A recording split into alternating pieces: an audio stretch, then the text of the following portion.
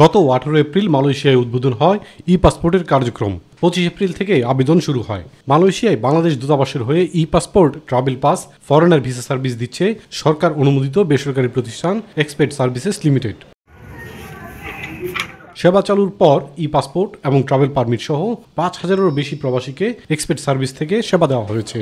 এছাড়া 1,412 জন বিদেশি নাগরিককে দেওয়া হয়েছে ভিসা সেবা। এসব সেবায় চার্জ করা হয় মাত্র 32 রিঙ্গিত। দালাল মুক্ত ও কোনো প্রকার ভোগান্তিহীন সেবা পেয়ে খুশি প্রবাসীরা। এখানে অনেক রকম সুবিধা আছে, কোনো নাই, ঝামেলা নাই, নিজেই সবকিছু করে যাবো, কোনো দালাল লাগবে না। এই বিষটা আমরা কম জায়গায় দিয়েছি যাতে সব মানুষের যাতায়াত সুবিধা হয়েছে। ওখানকার জায়গার চেয়ে এখানকার জায়গার পরিবেশটা অনেক ভালো। এখন যে অবস্থায় যে কোম্পানির মাধ্যমে আছে ওখানের অ্যাড্রেস দিলে ওখানকে আপনাদের পাসপোর্ট পৌঁছে যাইতেছে।